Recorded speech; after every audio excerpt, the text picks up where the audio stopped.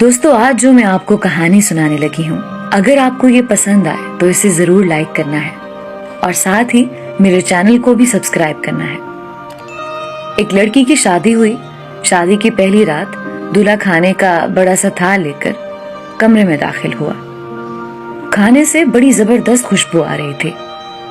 کہنے لگا، آؤ کھانا کھاتے ہیں۔ بیوی بولی، میں نے دیکھا ہے تمہاری والدہ نے بھی کھانا نہیں کھایا، ان کو بھی بلا لو، پھر مل کر کھاتے ہیں۔ شوہر نے کہا، وہ سو گئی ہوں گی، انہیں چھوڑو، ہم دونوں کھاتے ہیں۔ بیوی اصرار کرتی رہی، پر وہ اسی بات پر اٹا رہا کہ امی کو رہنے دو۔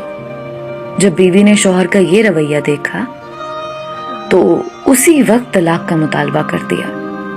شوہر بڑا حیران ہوا اس کے اس مطالبے پر۔ اس نے بڑا سمجھایا لیکن وہ اپنی بات پر ڈٹی رہی، یہاں تک کہ طلاق ہو گئی۔ دونوں الگ ہو گئے۔ پھر دونوں نے دوسری شادیاں کر لیں۔ 30 سے 35 سال گزر گئے۔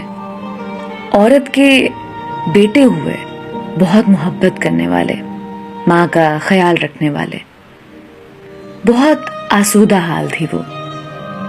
اس نے ارادہ کیا کہ حج کرنا چاہیے۔ سفر کے دوران اس کے بیٹے اسے کسی ملکہ کی طرح پیش آ رہے تھے، پاؤں زمین پر نہ لگنے دیتے تھے۔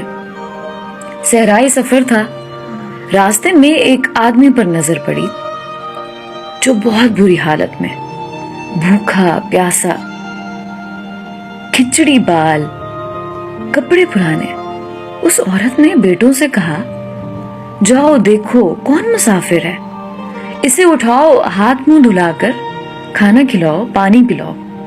چنانچہ بیٹے گئے، ماں نے جیسا کہا تھا ویسا کیا۔ عورت کی جب اس پر نظر پڑی تو جان گئی وہ کہ وہ اس کا پہلا شوہر تھا۔ کہنے لگی، یہ کیا کیا وقت نے تمہارے ساتھ؟ بولا، میری اولاد نے میرے ساتھ بھلائی نہیں کی۔ عورت کہنے لگی، کیوں کرتی کہ تم نے والدین کے ساتھ برا سلوک کیا تھا۔ میں اسی دن جان گئی تھی کہ تم ماں باپ کے حقوق ادا نہیں کرتے، اسی لیے میں ڈر گئی کہ کل کو میرے ساتھ بھی ایسا ہی ہوگا۔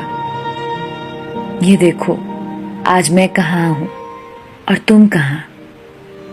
دوستو، ماں باپ کے ساتھ برا سلوک اللہ کی نافرمانی ہے۔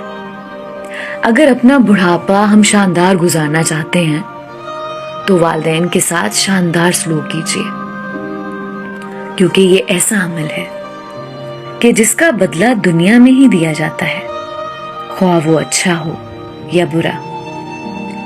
اللہ تعالی ہم سب کو عمل کرنے کی توفیق عطا فرمائے، آمین۔